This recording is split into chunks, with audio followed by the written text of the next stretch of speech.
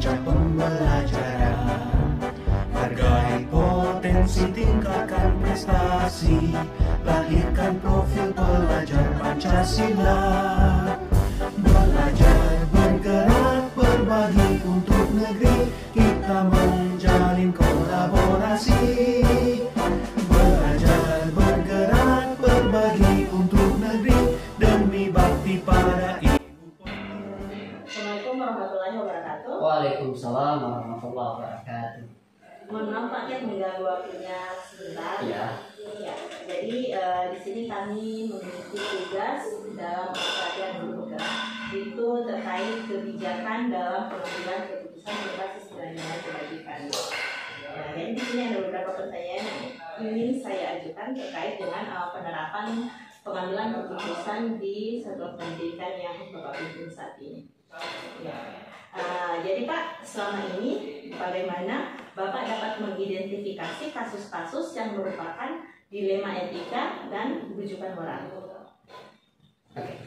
Ya, terima kasih. Jadi saya sebagai pimpinan ini yang pertama saya harus bisa memahami dulu terkait dengan apa sebenarnya dilema etika dan rujukan moral. Karena ini sangat penting sehingga ketika ada permasalahan yang perlu untuk saya identifikasi, maka ini nanti tidak salah arah.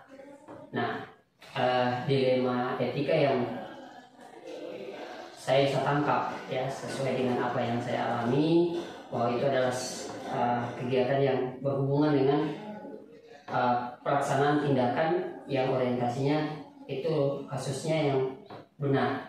Sementara kalau rujukan moral ada apa namanya?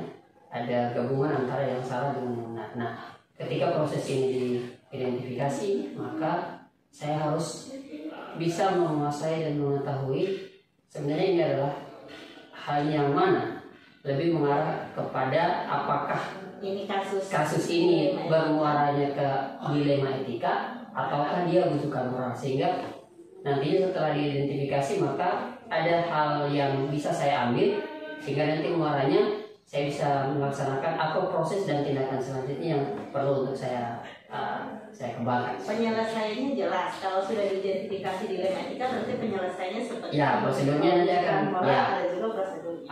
seperti itu. Ya, terima kasih. Kemudian selama ini bagaimana Bapak menjalankan keputusan di sekolah Bapak, terutama untuk kasus-kasus di mana ada dua kepentingan yang sama-sama benar atau sama-sama mengandung nilai-nilai kebajikan. Baik, jadi berbicara masalah kebijakan ini adalah sebuah hal yang sebenarnya bagi seorang pimpinan cukup tetapi kalau kita berpikir tentang regulasi atau prosedur tentang pengambilan keputusan yang tepat, maka yang pasti prosedur dan penyelesaiannya pun akan tepat. Jadi misalnya ada kasus yang benar dengan benar, maka pengambilan keputusan ini jangan sampai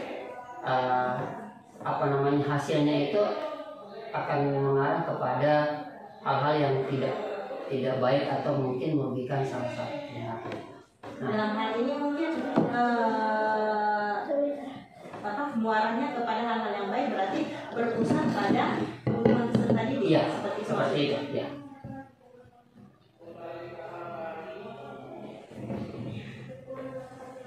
Kemudian langkah-langkah atau prosedur apa yang Bapak terapkan selama ini dalam mengatasi kasus-kasus dilema etika? Baik, kalau untuk langkah-langkah yang saya ambil, yang pertama saya harus tahu dulu kasusnya seperti apa. Identifikasi kasus. Ya, saya identifikasi kasusnya dulu. Nah, kasus ini kan biasanya berjenjang.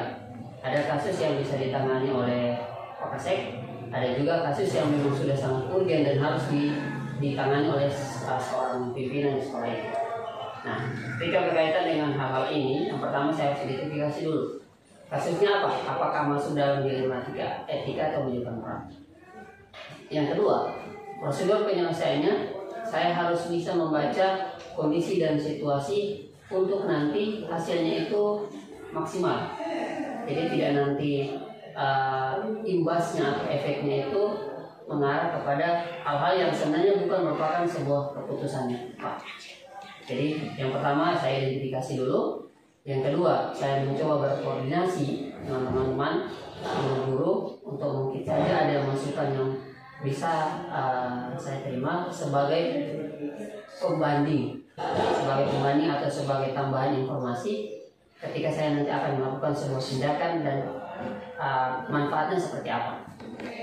Kemudian yang ketiga, setelah saya berkoordinasi itu saya menyampaikan terkait dengan permasalahan ini secara lebih mendalam kepada, mungkin kalau ada satu orang yang bermasalah, nah itu saya ajak ke ruangan untuk nanti saya berkoordinasi menyampaikan ya masalahnya apa, kemudian saya identifikasi apa, langkahnya seperti apa, dan saya ini mungkin seperti itu langkah-langkahnya, sehingga nanti pada saat pengambilan keputusan itu pasti akan sangat tepat untuk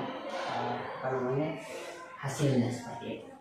Ya, jadi langkahnya bisa dari yang saya tangkap dari apa Bapak katakan tadi, mulai dari identifikasi kasusnya apakah masih dilema etika ataupun jual, kemudian mengidentifikasi permasalahannya seperti apa, kemudian dikoordinasi dengan guru-guru, kemudian mengundang yang bersangkutan, dan yang terakhir di pengambilan keputusan.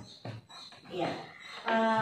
Kemudian hal apa yang selama ini Bapak anggap efektif dalam pengambilan keputusan pada kasus-kasus dilema etika? Baik. Jadi berbicara terkait dengan pengambilan keputusan ini satu hal yang yang sangat mendasar dan perlu untuk kita ketahui, karena pada dasarnya pengambilan keputusan ini kan akan berdampak kepada orang lain.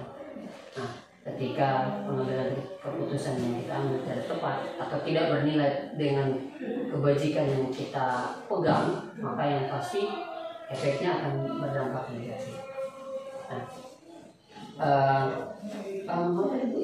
untuk hal-hal yang Anda anggap efektif? Ya, kalau saya untuk melakukan sebuah pengambilan keputusan, hal yang efektif yang pertama, saya harus bisa mengetahui dulu. Ya, saya harus bisa mengetahui dulu kasusnya seperti apa. Kemudian dari situ, ketika ini saya sudah bisa baca, saya sudah bisa mengambil satu tindakan yang muaranya atau hasilnya itu akan berdampak maksimal untuk penyelesaiannya.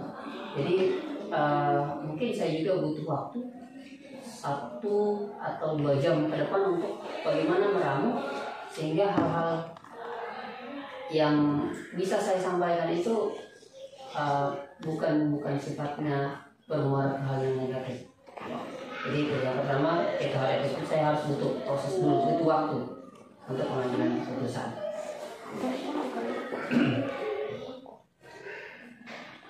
Ya. Kemudian hal apa saja yang merupakan tantangan dalam pengambilan keputusan pada kasus-kasus dilema etika ini? Ya.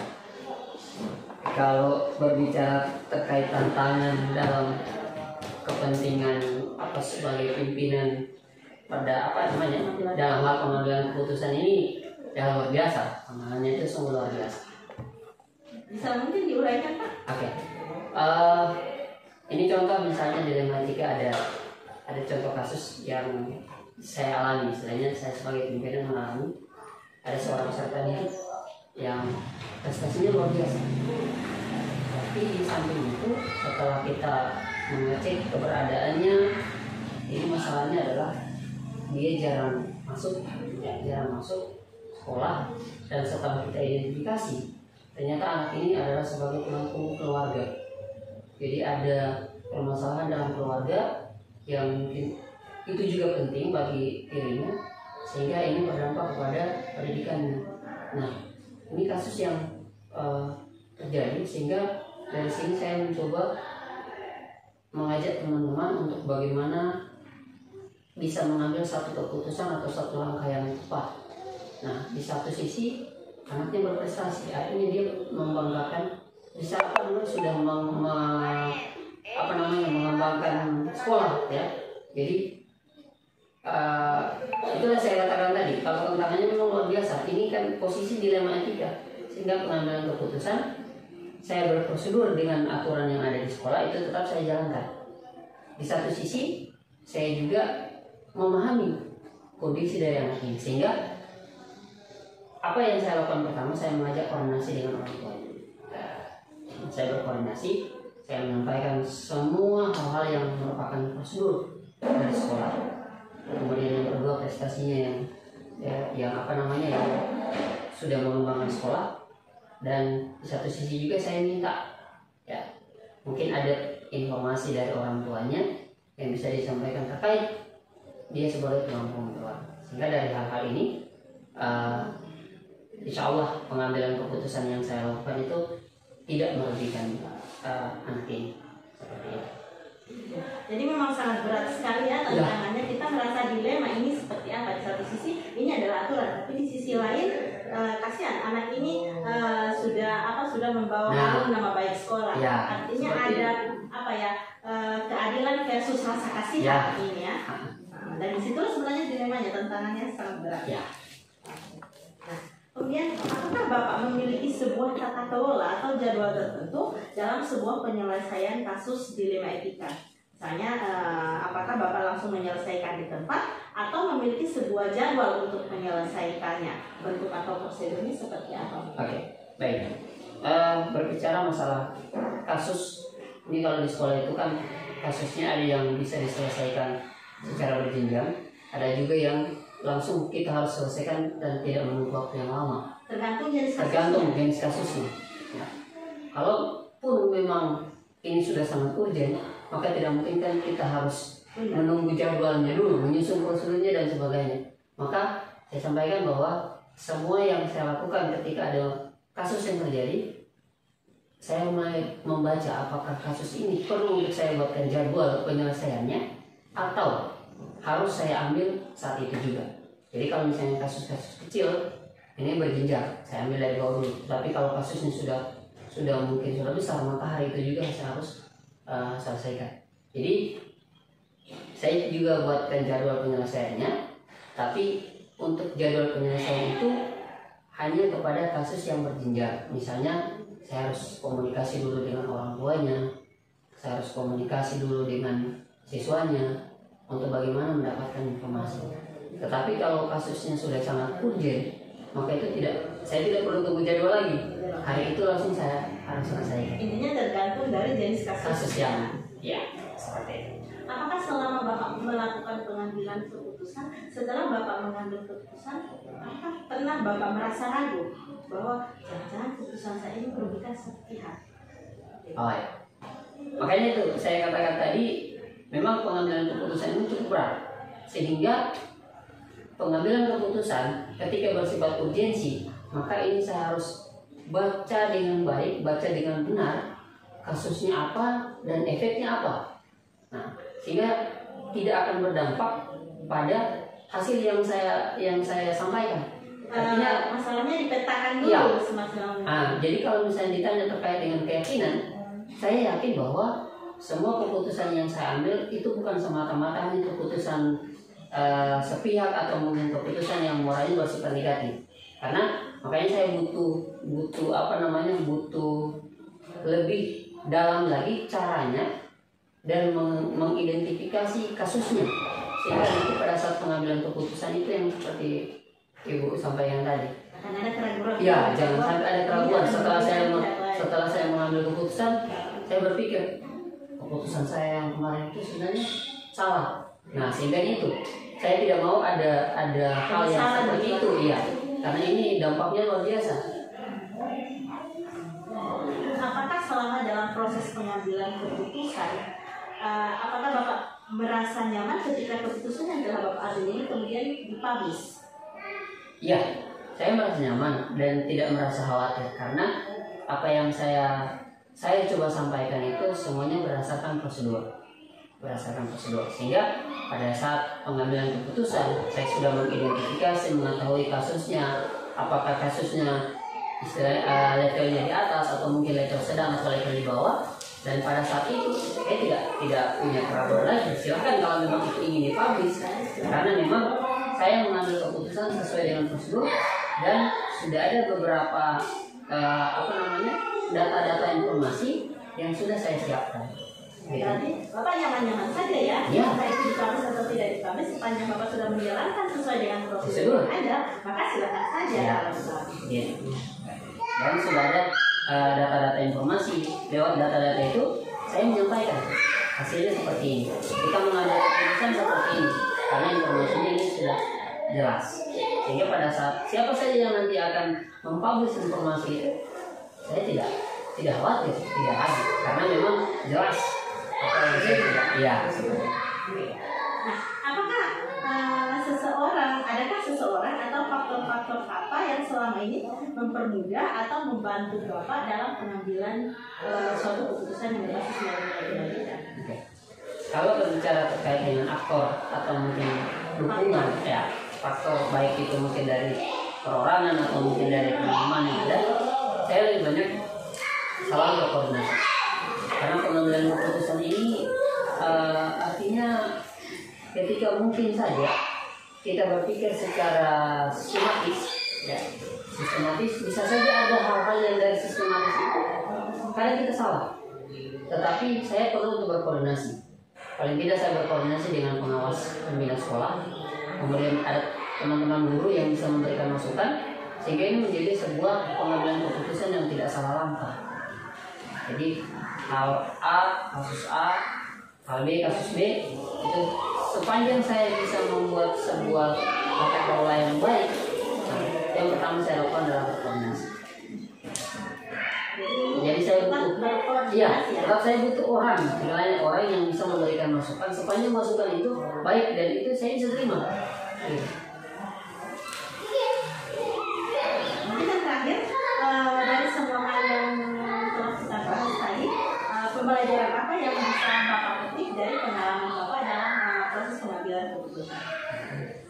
Kalau berbicara dengan pembelajaran, artinya saya memimpin sekolah ini sudah 2 tahun.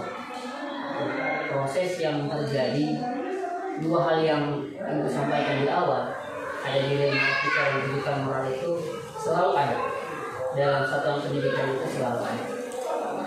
Dan pembelajaran ini sangat berharga bagi saya pribadi untuk bagaimana saya bisa memberikan sebuah keputusan yang tepat sehingga orang-orang yang nantinya akan merasakan dampak itu tidak akan menilai sisi buruk dari keputusan yang saya ambil.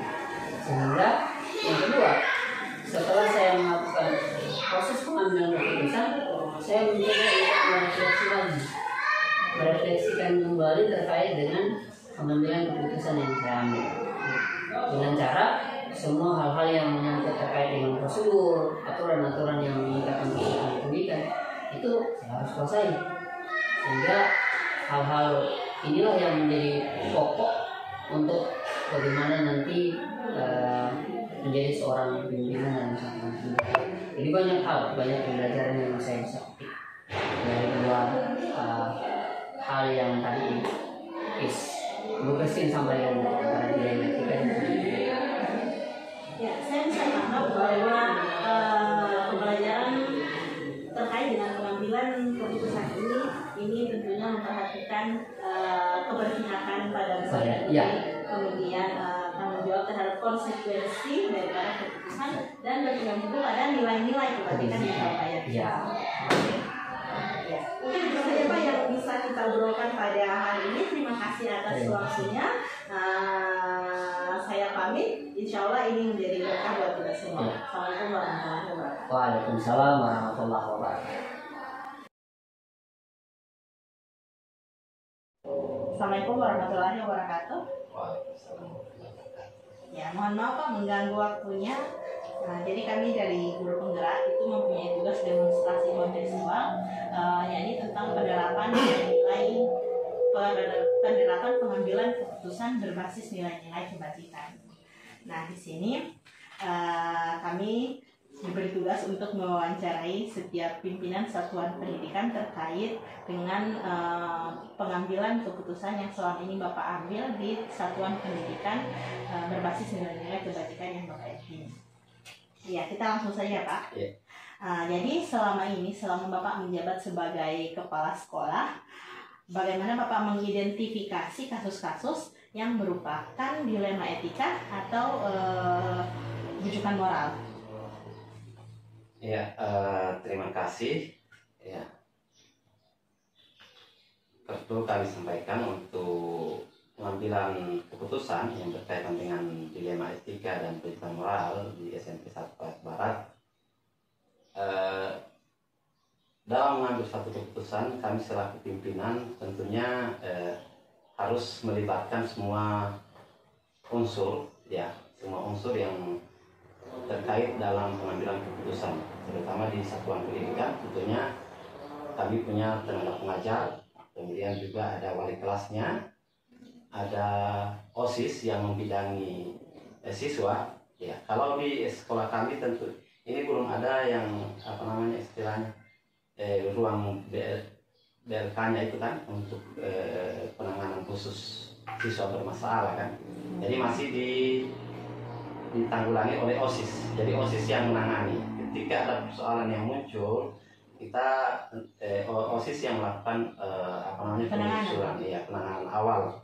Kemudian apabila OSIS pembina OSIS tidak mampu, tidak selesai dari OSIS, itu melalui wakil kepala sekolah. Jadi OSIS itu dikoordinasi oleh wakil kepala sekolah. Nanti keputusan akhirnya, finalnya itu diserahkan kepada pimpinan. Seperti itu. Artinya untuk kasus yang berjenjang, jenjangnya dari pembina OSIS kemudian ke kepala sekolah. Ya. Tapi sejauh itu bisa diselesaikan oleh pembina OSIS, maka kasusnya sampai selesai di pembina OSIS. Ya. Bahkan ada tingkatannya dari wali kelas dulu. Dari siswa, kemudian ketika di kelas terjadi persoalan, wali kelas menangani. Ya, apabila wali kelas tidak mampu dalam penyelesaian persoalan itu, maka OSIS yang turun langsung untuk menangani. Wali kelasnya menyerahkan ke OSIS. Begitupun OSIS di tingkat OSIS ketika itu tidak terselesaikan, wali kelas wakil kepala sekolah yang langsung menangani. Ketika semua tingkatan jenjang tingkatannya itu tidak terselesaikan, maka kepala sekolah mengambil kebijakan tertinggi, ya. Tertinggi, kebijakan terakhir. Apabila itu terselesaikan, maka kepala sekolah cukup mengetahui, supaya tidak berdampak kan. Iya. Kemudian selama Bapak menjalankan pengambilan keputusan di sekolah ini, terutama untuk kasus-kasus di mana ada dua kepentingan yang sama-sama benar atau mengandung nilai-nilai kebajikan. Misalnya gini, jadi ada situasi di mana di situasi pertama itu situasinya benar, kemudian di situasi yang sebelahnya atau di sisi lainnya situasinya juga benar. Artinya ini benar lawan benar, kasus benar lawan benar. Nah, bagaimana Bapak dalam mengambil keputusan terhadap masalah-masalah yang seperti itu? Oke, ya, terima kasih. Ya, memang untuk SMP 1 Barat sering terjadi seperti itu. Bahkan di tahun ajaran kemarin pada saat kelas 9 ya, ada kasus salah satu siswa yang sudah tidak aktif. Ya, artinya keaktifannya setelah dipresentasikan dalam ketentuan kelulusan itu mungkin ya lebih kepada tidak bisa diselesaikan. Cuma karena di sisi lain siswa yang bersangkutan bersama orang tuanya datang untuk meminta bagaimana supaya anaknya ini, karena dia sudah berniat untuk merubah, berniat untuk melanjutkan studi, kalau dia lulus dia benar-benar sudah merupakan, sudah memperlihatkan tindakan baik, perilaku yang baik.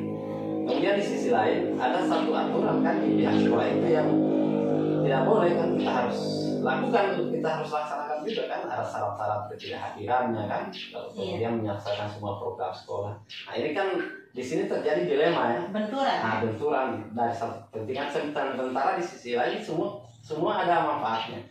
Nah kami melihat hanya mengambil satu keputusan. Saya melakukan rapat dewan guru, ya kami rapat dewan guru meminta pendapat dari masing-masing guru, bersama guru wali kelasnya, guru OSIS, pembina OSIS, kemudian wakil kepala sekolah.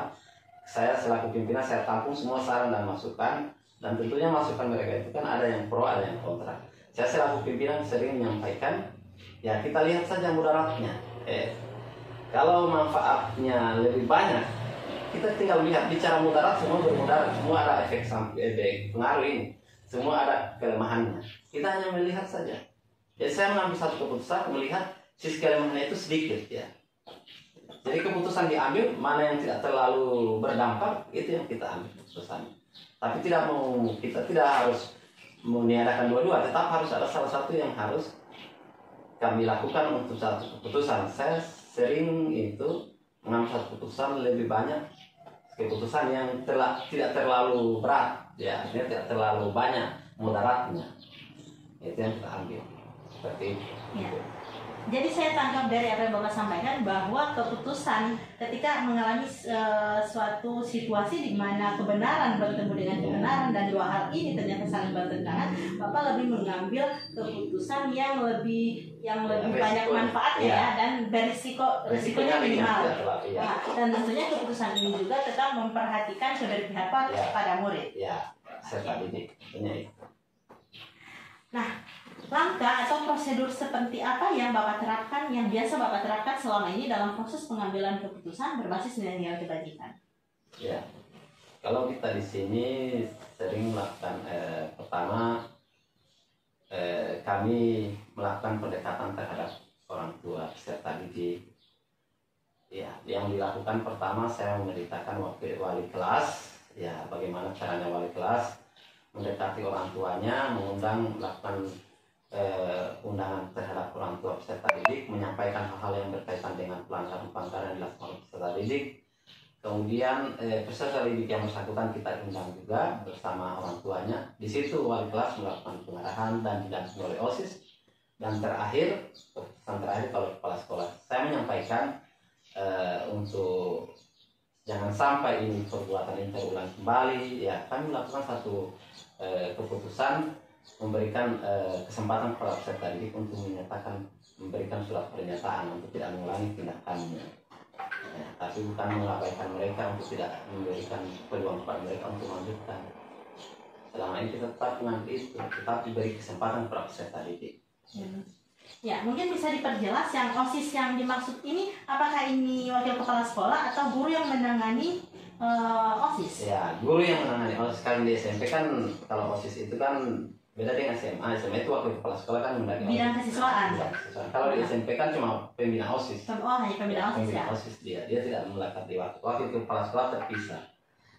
Berarti dari wali kelas ke pembina OSIS ke wakil kepala sekolah, kemudian ke kepala sekolah sebagai pengambil kebijakan tertib. Selanjutnya, hal apa saja yang selama ini Bapak anggap efektif dalam pengambilan keputusan terkait kasus-kasus dilema etika? Ya, yang efektif itu menurut saya keputusan yang selama ini kami ambil itu sepanjang keputusan yang kami ambil itu kami musyawarahkan, kami diskusikan bersama seluruh unsur terkait di satuan pendidikan. Alhamdulillah tidak terjadi hal-hal yang mungkin menurut kami menjadi kendala yang terlalu berat buat kami, karena selama ini kan selalu melakukan koordinasi kan lintas sektor, baik orang tua, kemudian ketika itu persoalan sudah mengarah ke hukum, kita koordinasi dengan pihak kepolisian, kemudian juga dengan komite pemerintahan di setempat, kemudian ke eksternalnya ya ke guru-guru semua yang berkaitan dengan siswa, ada wali kelasnya, OSIS, bagaimana saya jelaskan dari awal ini, sehingga menurut saya itu sangat efektif sekali ya dalam pengambilan keputusan. Intinya di sini Bapak menerapkan sistem koordinasi dalam suatu proses pengambilan keputusan. Iya, dan itu yang kita utamakan. Apakah selama proses pengambilan keputusan yang Bapak lakukan, apakah Bapak pernah menghadapi dilema yang melibatkan unsur kepolisian? Ya. Pernah. Bisa mungkin didefinisikan kasusnya seperti apa? Di bulan November ya, kalau tidak salah tahun 2002, ada suatu kejadian yang memang di luar dugaan dari kami. Itu ya, kita tahu kan bahwa anak-anak didik itu kan namanya yang siswa SMP itu kan kebanyakan masih mencari jati diri ya. Ya, terjadi istilahnya semacam melakukan tindakan represif terhadap salah satu peserta didik ya. Ada 7 orang pelakunya, siswa juga ya. Perundungan istilahnya seperti bully ya, seperti itu. Akhirnya kan itu dilapor ke pihak kepolisian. Tapi sudah ditangani oleh pihak sekolah? Ya, sudah ditangani oleh pihak sekolah, namun orang tuanya kan tetap tidak merasa terima ya, dia tetap keberatan. keberatan, dia tetap lapor ke polisian, mungkin untuk melampiaskan rasa kepuasan dendamnya terhadap anak-anaknya, kan anaknya menurut dia kan anaknya ini tidak bermasalah dan tidak ada catatan di sekolah. Oh, kenapa teman-teman lain ini melakukan tindakan seperti itu terhadap dia, padahal dia tidak punya salah kan. Jadi orang tua yang tidak terima dilapor ke polisian, di Babin Kamtibmas. Nah, ya, alhamdulillah lewat koordinasi yang saya lakukan dengan guru, baik dari wali kelasnya, kemudian pembina OSIS dan wakil kepala sekolah, persoalan itu hanya sebatas Babin Kamtibmas, tidak sampai di kantor kepolisian. Sekalipun itu sudah masuk di Satreklis, ya sudah lapor. Tapi saya lakukan tindakan, saya undang seluruh orang tua pelaku dari siswa itu, kemudian undang siswanya dan undang pihak kepolisian, Babin Kamtibmas dan komite serta Korwil, koordinator wilayah. Kami melakukan musyawarah di sini, diselesaikan sehingga tidak masuk ke ranah hukum. Jadi terjadi musyawarah, kesepakatan yang mana 7 orang siswa pelaku perundungan ini berjanji tidak akan menyatakan pernyataan, tidak akan mengulangi tindakannya. Kemudian orang tua juga ikut membackup anak-anaknya untuk tidak melakukan tindakan lagi. Kemudian pihak korban juga memaafkan dan alhamdulillah sama-sama menarik kasus itu dari pihak kepolisian.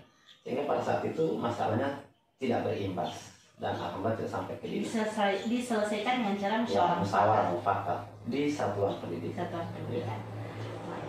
Nah, sepanjang Bapak memimpin satuan pendidikan, pernahkah keputusan yang Bapak keluarkan, keputusan yang Bapak ambil ini kemudian dipublish?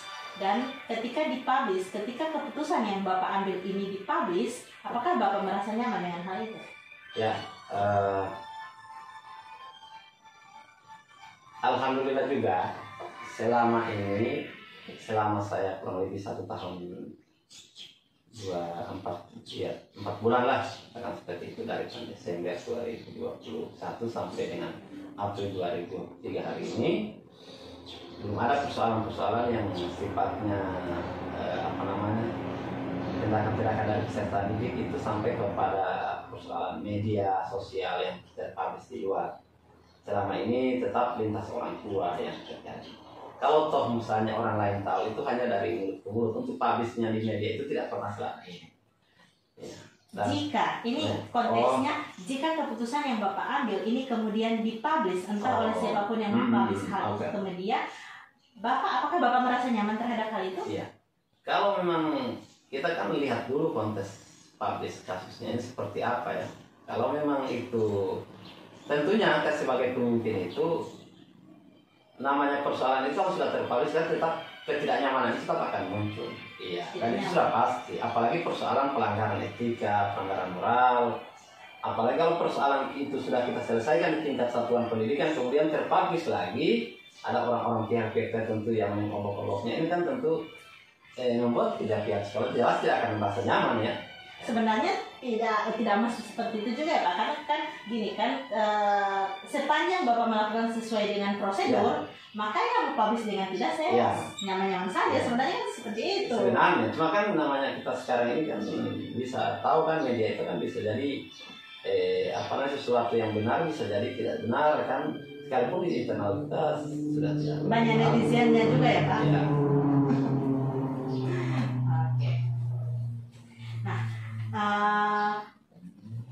Apa yang selama ini menjadi tantangan Bapak dalam pengambilan keputusan pada kasus-kasus dilema etika?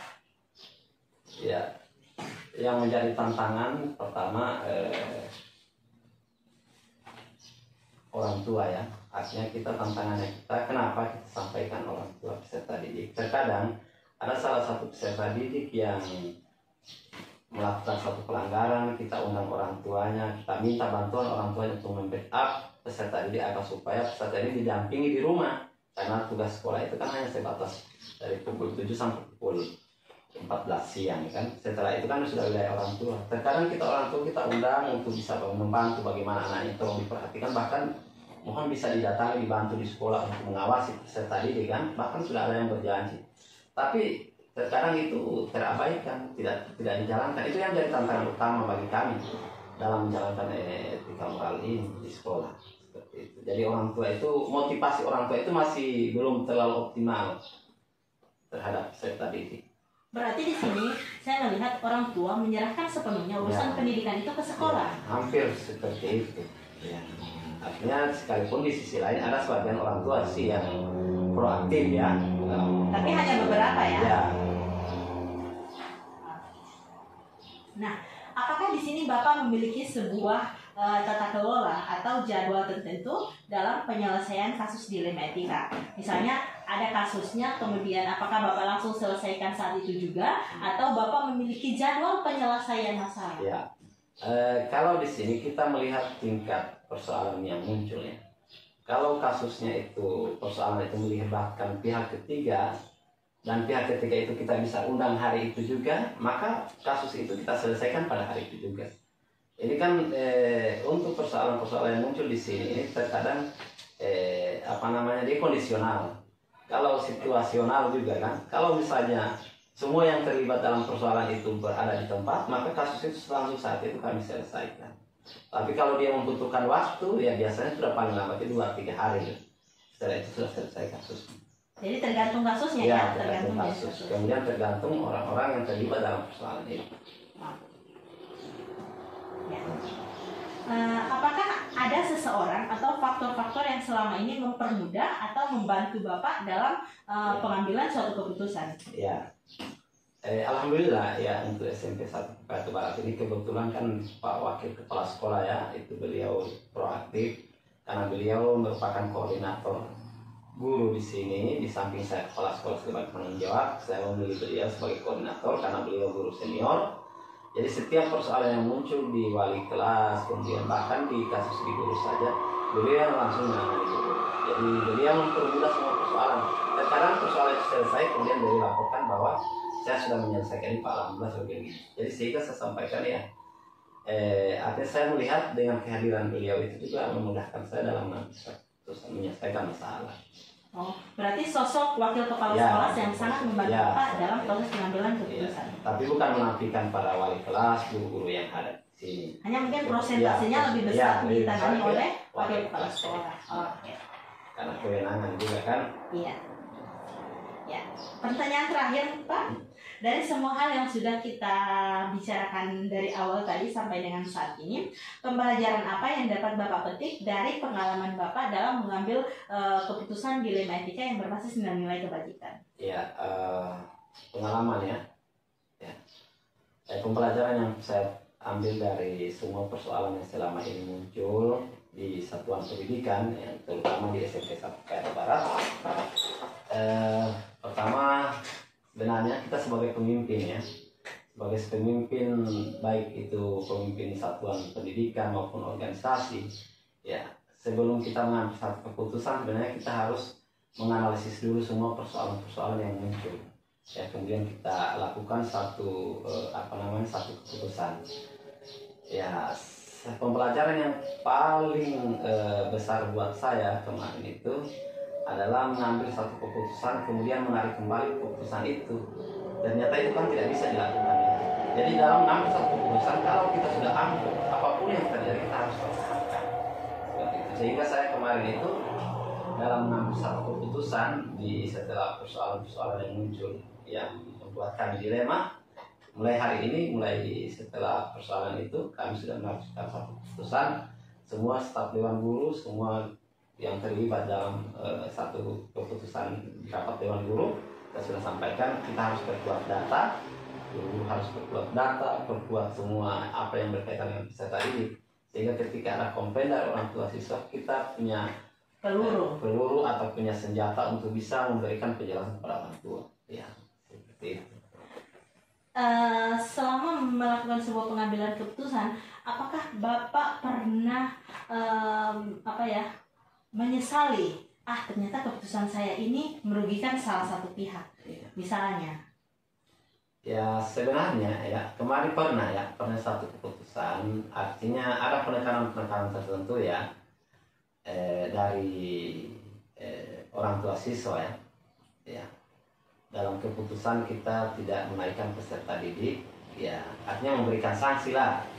Orang tuanya tidak terima ya, padahal memang sudah dalam ketentuan di data yang dimiliki oleh guru, wali kelas dan wakil kepala sekolah sudah cukup untuk tidak menaikkan dia. Cuma karena anak didik tersebut melakukan ada ancaman kata orang tuanya, kan dia terancam melakukan bunuh diri ketika dia tidak naik, dia mau bunuh diri. Jadi pertimbangan itulah kita ambil, ya kita berikan kesempatan dia untuk mengikuti pendidikan, tapi dengan catatan kita beri waktu 3 bulan untuk perbaikan semua mata pelajaran yang pernah dia dilakukan. Kemudian perilaku dia sebelumnya tidak baik, kita menilai 3 bulan. Selama 3 bulan itu kita beri kesempatan.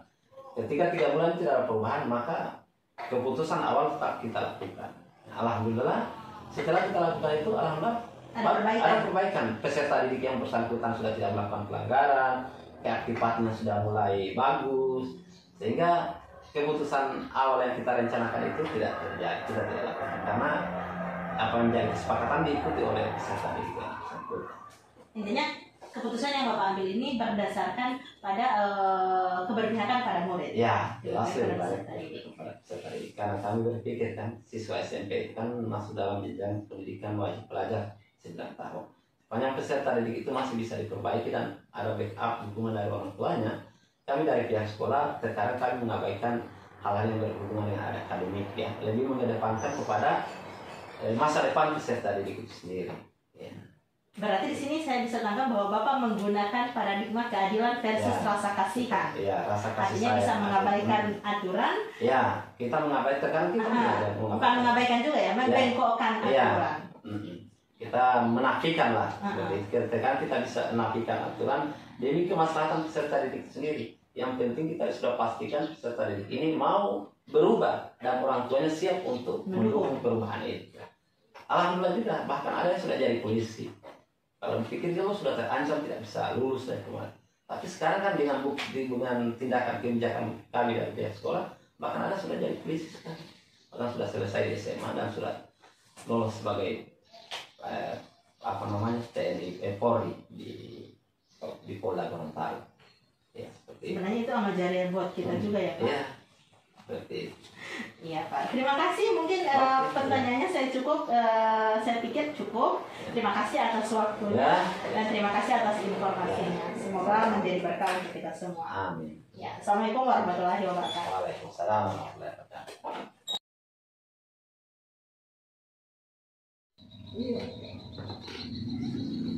Assalamualaikum warahmatullahi wabarakatuh. Waalaikumsalam. Ya, gimana kabarnya Pak hari ini? Alhamdulillah sehat-sehat walau dalam keadaan ya di bulan Ramadan kita bersama-sama berpuasa sebagai muslim. Oh, alhamdulillah. Ya, mohon maaf ini Pak, saya mungkin akan mengganggu waktu Bapak sekitar 10 sampai 20 menit ke depan. Jadi saya di sini ini tujuannya untuk mewawancarai Bapak terkait dengan kapasitas Bapak sebagai seorang kepala sekolah, dan tentunya yang akan jadi topik wawancara kita pada hari ini adalah terkait dengan pengambilan keputusan berbasis nilai-nilai kebijakan.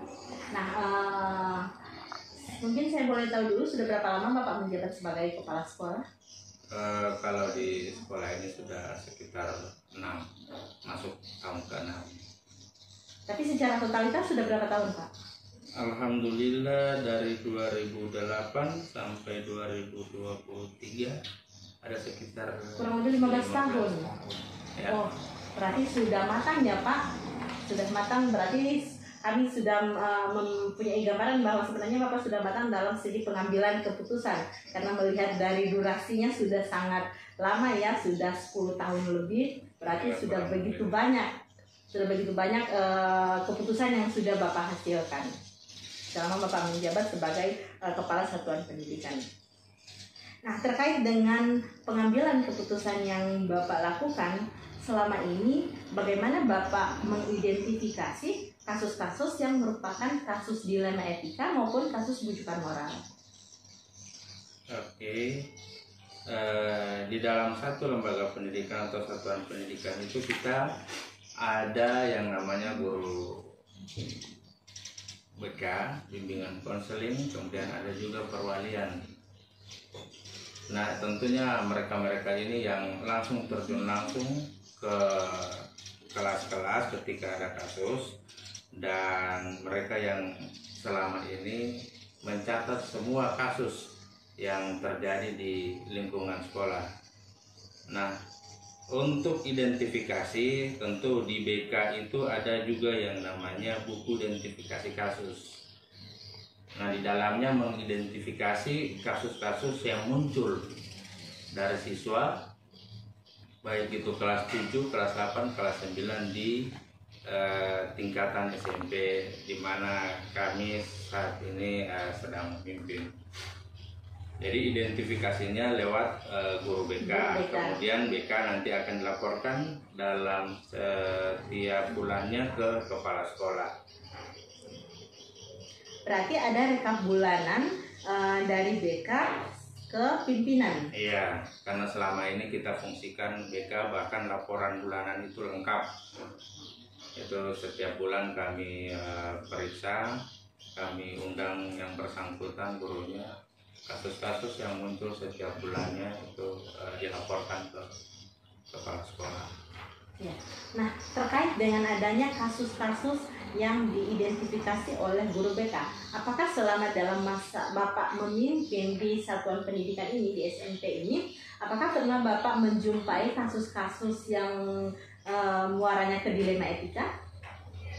Dalam laporan bulanan setiap kasus yang muncul itu kan kami sebagai pimpinan menanyakan kasus mana yang belum tertangani dan yang mana yang sudah selesai.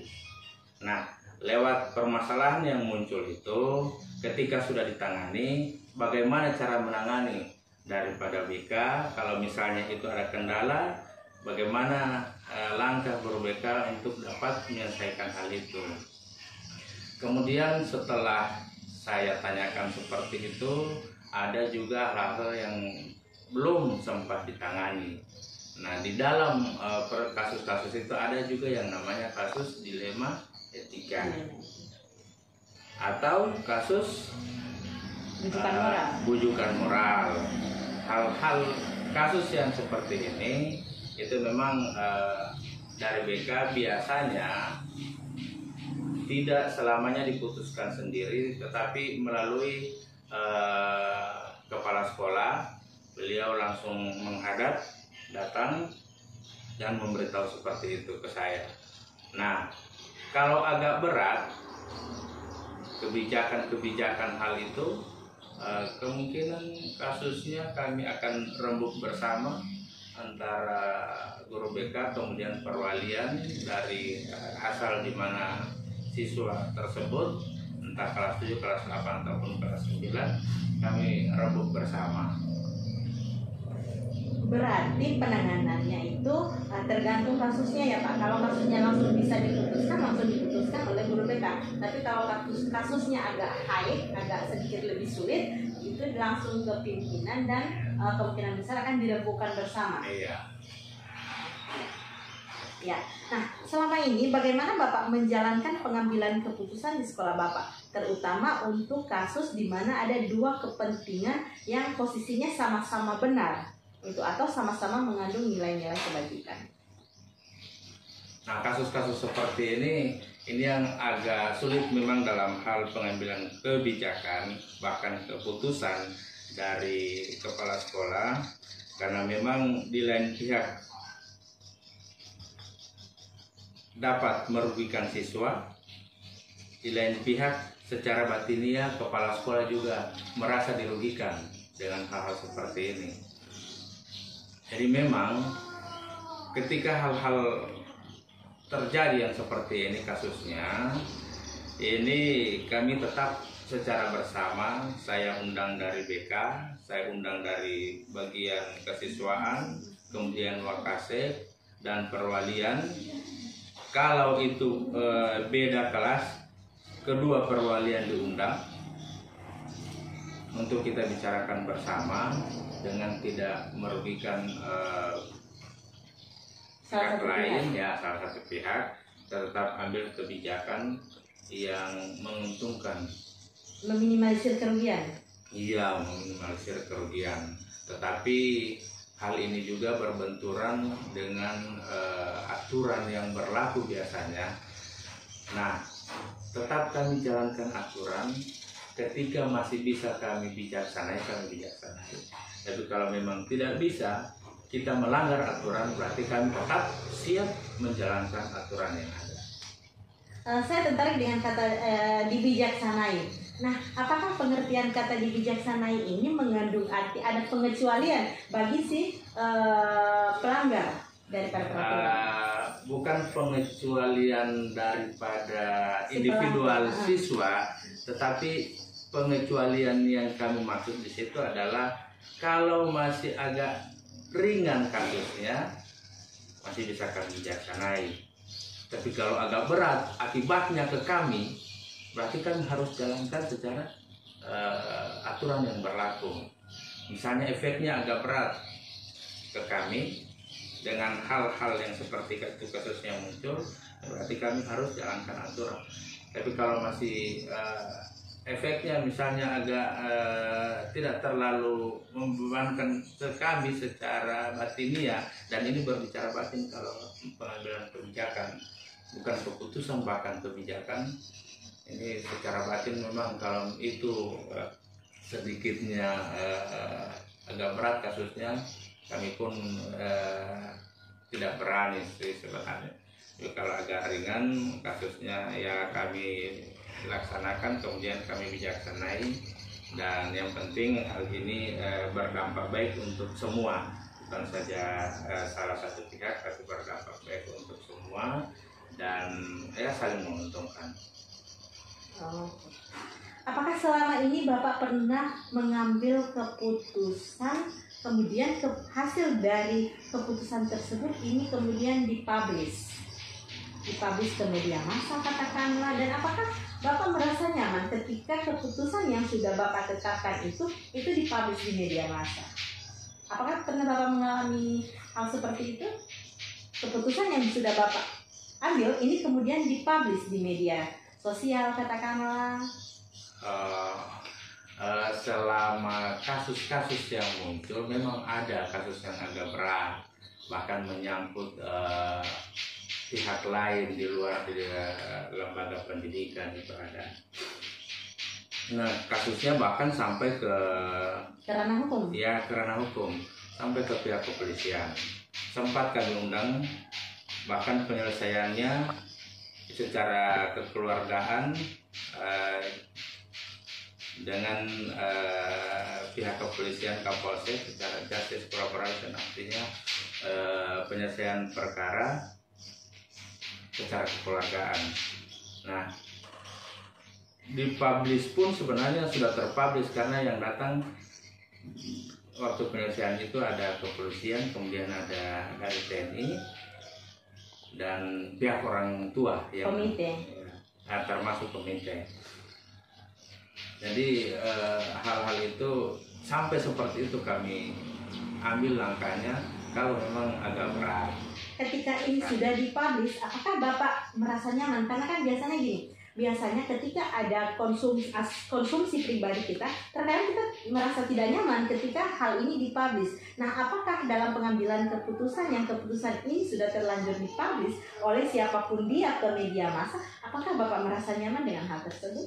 Ya, siapa saja kemungkinan kalau itu keputusannya adalah menguntungkan dan tidak ada dirugikan, semua orang pasti merasa senang ketika dipublish. Tapi ketika ada salah satu pihak yang dirugikan, siapapun dia yang mengambil keputusan, jelas sedikitnya tidak merasa nyaman atas keputusan yang telah dipublish itu. Karena nantinya akan obok-obok ya. Ya, setelah itu masih ada lagi lanjutan kasus. Tidak selesai sampai situ karena ada pihak-pihak lain yang mungkin merasa tidak senang dan nyaman, tidak adil dengan keputusan itu. Kira seperti itu. Pasti ya semua orang mengalami hal yang sama.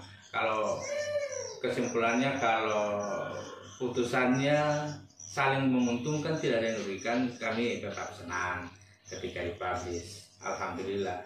Kalau misalnya salah satu tidak diuntungkan, ada yang dirugikan, yang jelas pengambilan keputusan itu ya saya sendiri selama ini ketika masalah tidak selesai, makan tidak enak, tidur pun tidak nyenyak. Oh, begitu Pak. Iya.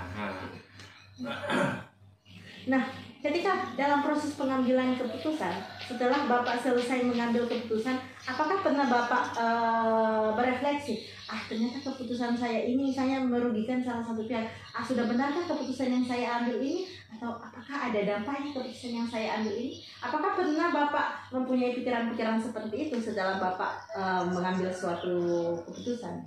Oh ya. Setiap ada kasus, Ibu, ini kelemahan atau saya tidak tahu, setiap ada kasus saya tidak cepat mengambil keputusan, agak lambat. Proses berpikir saya itu agak lambat untuk mencari solusi seperti apa sebenarnya nih penyelesaian dari kasus yang muncul. Agak lambat. Dan itu saya sudah sampaikan ke teman-teman guru, ke BK, ketika ada hal-hal yang muncul kasus, baru kemudian Bapak Ibu laporkan ke saya kasusnya, silakan Bapak Ibu tangani dulu. Saya masih duduk diam. Prosesnya agak lama, saya berpikir harus kemana sebenarnya kita ambil keputusan untuk kasus-kasus yang misalnya pada saat itu terjadi. Nah, setelah itu baru ada sedikit gambaran, saya undang panggil. Nah, sampai setelah itu pun, setelah misalnya keputusan dikeluarkan, tetap saya berpikir lagi. Masih berpikir, apakah ini benar tidak? Jalan pikiran yang saya ambil kemudian itu menjadi satu keputusan. Nah, tetap masih proses berpikir itu ada dan panjang setelah itu. Bahkan bukan cuma 1-2 jam, 1 hari, Ibu. 1 hari bahkan sampai malamnya masih terpikir, sudah benar tidak keputusan yang tadi diambil? Apakah merugikan sama pihak? Yang intinya ke sana. Kalau berpikir pasti ke sana. Ya, intinya berdampak pada salah itu. satu pihak. Berarti keputusan itu bisa menjadi refleksi bagi Bapak untuk ke depannya ketika Bapak menghadapi kasus serupa, maka sudah ada sebenarnya pengalaman sebelumnya. Ya, biasanya seperti itu. Oke. Ya. Nah, langkah-langkah atau prosedur apa yang biasa Bapak terapkan selama ini ketika menghadapi kasus-kasus baik itu dilema etika maupun rujukan moral? Tentunya di satuan pendidikan di sekolah kami SMP Negeri 1 Kota Timur, kasus-kasus yang muncul itu tetap yang memeriksa ada prosedurnya. Diawali oleh perwalian, kemudian ke guru BK, dan setelah itu dilaporkan ke kami kasus yang muncul. Apakah pernah ada kasus di mana penyelesaian masalahnya itu dirembukan secara rapat dewan guru? Oh iya, ada. Ada. Iya. Setelah kasus muncul, banyak pengalaman seperti itu, saya undang secara mendadak seluruh staf dewan guru dan tata usaha. Saya ungkapkan kasusnya supaya semua paham, kemudian kronologisnya saya ceritakan setelah saya dapat info dari perwalian dan juga guru BK. Saya pada saat itu harus minta kesepakatan bersama. Iya, dalam hal pikiran penyeimbang dari setiap Bapak Ibu guru pembanding terhadap kasus yang muncul ini.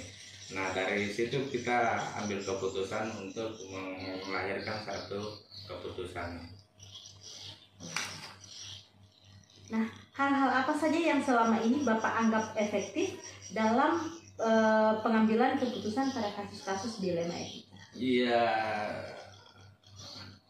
kalau efektif tidaknya ya tergantung, cuman yang paling efektif itu secara bersama, keputusan bersama. Koordinasi. Ya, ada koordinasi dari setiap elemen yang berkaitan.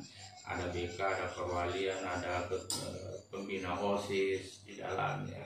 Bahkan guru mata pelajaran yang tahu persis tentang karakter-karakter anak di dalam kelas. Nah, kalau ada hal yang efektif, kira-kira apa saja yang menjadi tantangan Bapak dalam pengambilan keputusan pada kasus-kasus dilema etika? Nah itu tadi, sebenarnya tantangannya kecil. Tantangannya adalah secara batin. Itu saja yang paling berat saya. Berarti secara psikolog ya Pak? Iya, secara psikolog. Karena ini menyangkut dilema etika. Secara batin pasti itu. Iya, berarti memang kalau bicara masalah batin, memang peran guru BK ini harus lebih maksimal lagi ya, karena mereka kan merupakan konselor yang menangani masalah psikologi anak di satuan pendidikan. Iya, ya. Paling tidak sedikit mereka punya pengetahuan tentang psikologi. Iya. Nah, apakah dalam memutuskan sebuah kasus Bapak memiliki sebuah tata kelola atau sebuah prosedur atau jadwal tertentu dalam penyelesaian kasus-kasus dilema etika? Atau apakah ketika ada kasus Bapak langsung memutuskan pada saat itu juga, atau nanti ada sebuah pertemuan, ada langkah-langkahnya gitu? Kami cepat tindak, artinya pada saat kasus muncul kita langsung ditindaki. Kalau saat itu bisa dan selesai ya satu kali itu saja. Tapi kalau agak ribet kasusnya, ini masalah dilema etika, ya perlu waktu yang lama juga kita menyelesaikannya. Walaupun tidak ada prosedur tertentu yang kita laksanakan dengan kasus-kasus yang muncul ini. Berarti tergantung jenis kasusnya ya Pak. Kalau kasusnya ringan langsung diputuskan pada saat itu. Seperti itu. Kalau dia agak ringan mungkin cepat, tapi kalau agak berat sampai kita harus undang orang tua. Maksimal berapa hari biasanya Pak kalau untuk kasus yang skala berat? Skala berat bahkan sampai dengan minggu. Sampai minggu ya? Iya, pengalaman saya ada bahkan sampai 1 bulan baru selesai. Bahkan ada yang 1 bulan. Itu saya berulang 3 kali kalau tidak salah dapat panggilan dari Polsek untuk diminta keterangan untuk hal-hal yang terjadi dalam sekolah sebagai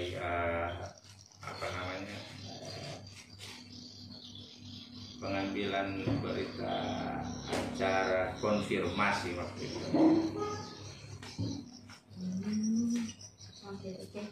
Nah, selama ini apakah ada seseorang atau faktor-faktor lain yang selalu mempermudah tugas Bapak dalam pengambilan keputusan dalam kasus-kasus dilema etika di samping dari guru BK? Ya, tentu dalam setiap sekolah tetap ada yang dituakan. Jadi di kita ini ada berapa orang guru yang memang saya setiap kali kasus tetap dilibatkan. Iya, dilibatkan karena memang dari segi usia, pengalaman mereka ya paling tidak lebih tua dari saya dan lebih duluan lahir dari saya lah. Jadi pengalaman memang banyak. Nah di samping guru BK dan perwalian mereka saya libatkan. Guru senior maksudnya? Iya, di situ guru senior. Ada berapa orang guru senior yang membantu kami dalam hal penyelesaian kasus-kasus di sekolah, termasuk kasus dilema etika dan rujukan moral. Ya. Nah, ini mungkin pertanyaan terakhir ya Pak dari saya.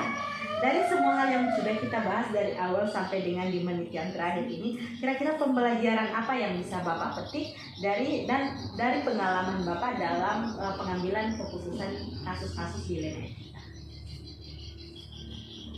Nah, ya, pengalaman yang secara positif kita dapatkan dalam hal penanganan kasus dilema etika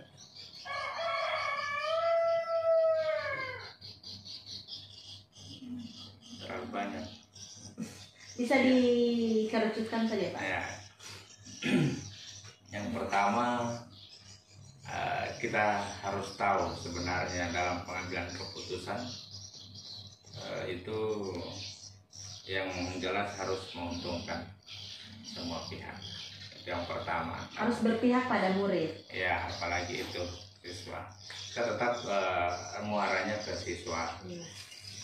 Yang jelas kalau itu menyangkut 2 orang yang bermasalah, kami tidak mau salah satunya merasa dirugikan. Tetap kedua-duanya adalah menguntungkan mereka, kemudian ya paling tidak secara adil lah putusan yang kami ambil. Kemudian pelajaran yang berikut yang kami dapatkan bahwa kasus seperti ini yang namanya kasus dilema etika ini salah satu kasus yang memang dia ringan tapi memberatkan, berat, karena menyangkut termasuk nasib daripada anak didik kita ke depan. Jadi salah mengambil keputusan kasihan masa depan ya. Jadi kita tetap mengutamakan masa depan anak didik kita yang insya Allah mereka adalah pengganti ataupun penerus daripada cita-cita pembangunan negara kita. Amin. Amin. Oke, saya pikir cukup ya Pak untuk sesi wawancara kita pada hari ini. Pada dasarnya saya sudah menangkap dari apa yang sudah Bapak jelaskan tadi, bahwasanya apapun segala keputusan, apapun segala masalah, baik itu dilema etika maupun rujukan moral, keputusan yang Bapak ambil tetaplah berpegang pada hal-hal yang berpihak pada kepentingan peserta didik kita. Ya. Terima kasih atas waktunya Pak yang sudah berbagi informasi bersama saya. Insya Allah ini akan jadi berkah untuk kita semua, terutama di bulan Ramadan. Amin. Ya. Amin. Saya akhiri. Assalamualaikum warahmatullahi wabarakatuh. Waalaikumsalam warahmatullahi wabarakatuh. Tingkatkan prestasi, lahirkan profil pelajar Pancasila. Belajar, bergerak, berbagi untuk negeri, kita menjalin kolaborasi. Belajar, bergerak, berbagi untuk negeri, demi bakti pada Ibu Pertiwi.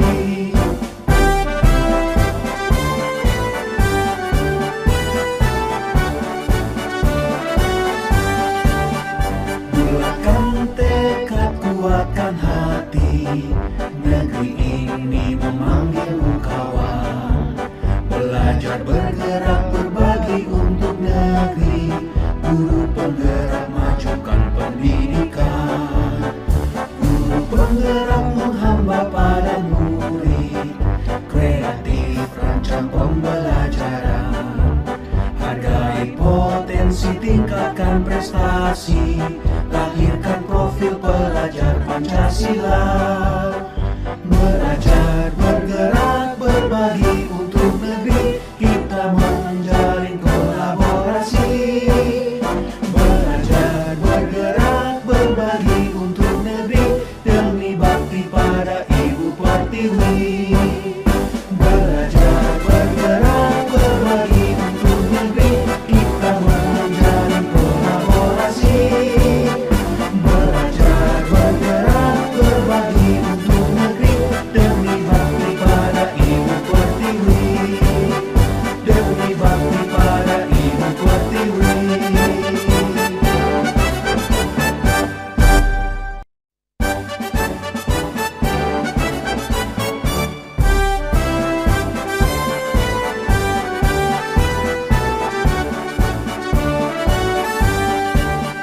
Bulatkan tekad, kuatkan hati, negeri ini memanggilmu kawan. Belajar, bergerak, berbagi untuk negeri, guru penggerak majukan pendidikan. Guru penggerak menghamba pada murid, kreatif rancang pembelajaran. Hargai potensi, tingkatkan prestasi, lahirkan profil pelajar Pancasila.